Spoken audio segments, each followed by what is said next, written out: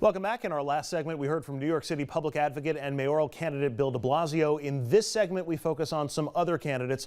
First up, Bill Thompson, and I want to take you back to that Quinnipiac poll. Bill Thompson in this poll up to 16%, and when you take in the margin of error, he's basically in a three-way tie for first place. That is a positive development for Thompson this week. But then the other poll, the Marist poll, this one surprised me. Bill Thompson trails among African-American voters. He trails Anthony Weiner by 5 points. Which is the bigger surprise to you, Dominic, at this point, that he's in the three-way tie for first place, or that he seems to be trailing in the African-American vote? Well, right now, it appears everybody loves a winner. I mean, it's the same thing with sports. I'm sorry, did you say Weiner or winner? A winner, okay. a winner. Okay. And right now, the winner is Weiner. And so folks are catching on with Mr. Weiner. But at the end of the day, and I'll bet my life on it, a majority of the African-American vote is going with Bill Thompson. There's just no doubt about it. Weiner may pull off a little bit. And remember, I predicted he could be the next mayor of New York. Mm-hmm. I stand by that.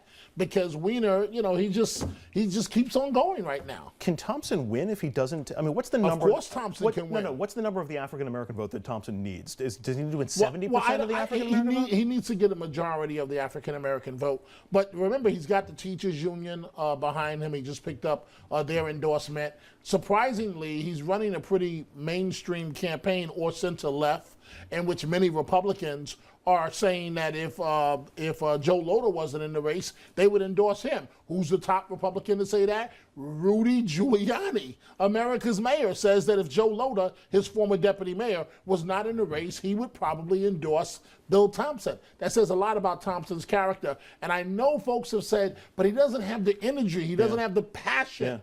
Don't sleep on this guy. You know, his performance against Bloomberg in the general election 4 years ago caught a lot of people off guard, O'Brien. Are you surprised that he's doing as well at this point in the race as he is? No, not at all. I think the black vote is a major part of it, but also his organization. He was quiet for a while. Everyone kept saying, where is he? What's he doing? What'd he do? He raised money. He put up big numbers in the last fundraising numbers that were out there. He's got the big endorsements right now that are going through. He's got momentum. Is he the big worry for Republicans if the nominee is Thompson? I think the Republican worry is much more how that ballot looks at the end of the day. Not just Thompson, but is it a hard runoff? Is somebody else have the independence line, a la Adolfo Carrion, who we haven't talked about it all yet, who has the working families line? And if the votes are all split up, and you have Joe Loder, for instance, has the Republican line, the conservative line, and he does his own ballot line, he's on 3 ballot lines, you could have a situation that Democrats only have 1 line. Spokespeople from both major Republican candidates, Loder and Catsimatidis, have told me privately they are terrified of running against Bill Thompson. In the general, they want Christine Quinn. They don't, and this was prior Weiner. They don't know how to handle Thompson as the leading African American. The other thing with Thompson we can't overlook is if he's not in the general election, how annoyed are the black voters going to be in this city, and will they be able to want to show up in that general election and vote for whoever the Democratic nominee is? Great point. Been there, done that. That's how we got Michael Bloomberg 3 terms. Want to move on to Christine Quinn, who had a few developments this week as well. The first of which, obviously, with the same-sex marriage and the DOMA ruling from the Supreme Court. But then came this in a bit of a surprise. The plaintiff in that DOMA case, who lives here in New York, made a surprise endorsement of Christine Quinn. Nobody was expecting this. Maybe the Quinn campaign knew that it was coming, but it didn't. There was no hint of it outside of that, and a lot of people were caught off guard. That on the positive side, but on the negative side, I want to go back to the Marist poll. This is women voters, Democrats. Christine Quinn loses among women right now to Anthony Weiner in New York. First of all, how much does the endorsement from the DOMA plaintiff help Christine Quinn, or does it help Christine Quinn? Endorsements, historically, as of late, don't really mean much. The Howard Dean endorsement of de Blasio, we can go on and on for every campaign. The New York Times endorsement means a lot. That OB in the Democratic primary. In the Democratic primary. In the Democratic primary. May mean a lot in the Republican too, in terms of who not to vote for. I don't necessarily know what it means for her. I'm sitting here tonight. I'm trying to figure out what's the first question that we should ask Ms. Quinn on Monday. When you got any ideas, OB? I'm sure I'll give you some off camera. I don't want to give it to her tonight. Right. But you know, the reality is that endorsement. I mean, there are certain endorsements that mean a lot. It's a question if they bring money, if they bring people.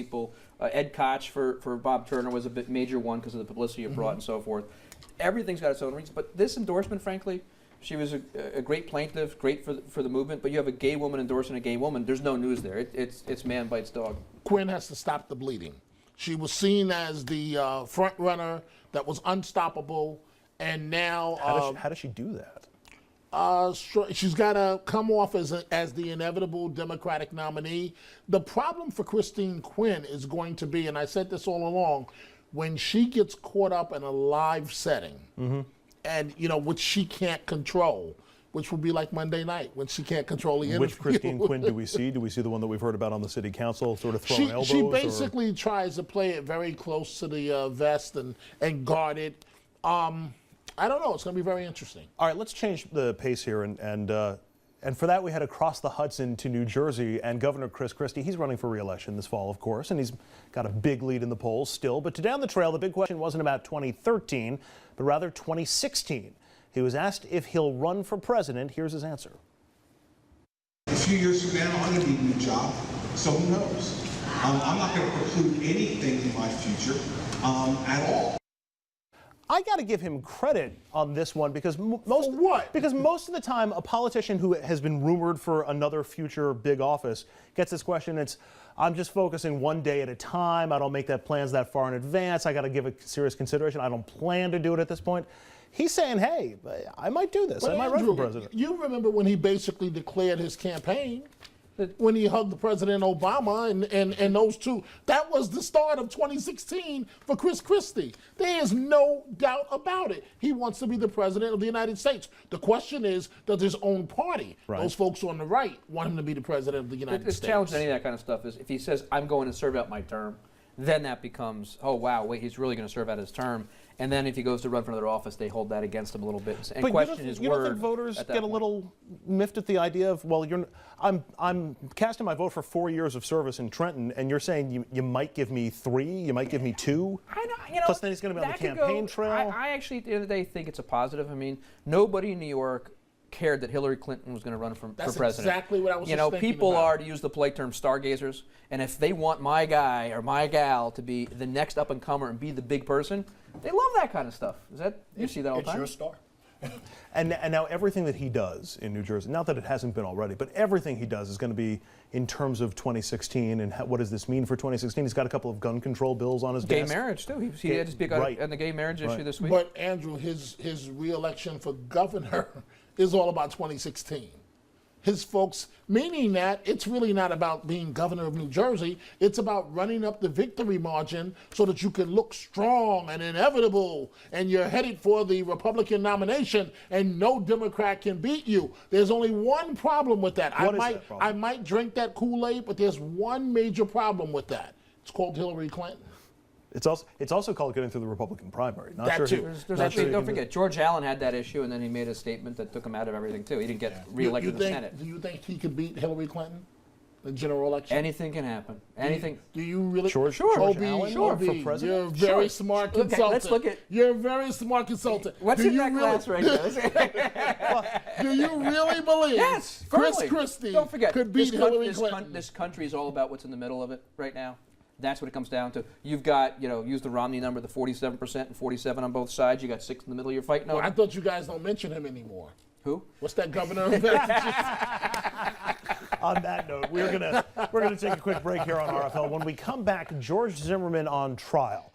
As witnesses take the stand, the jury is now left to decipher who the aggressor was on that fateful night. We'll get you the very latest from Sanford, Florida next.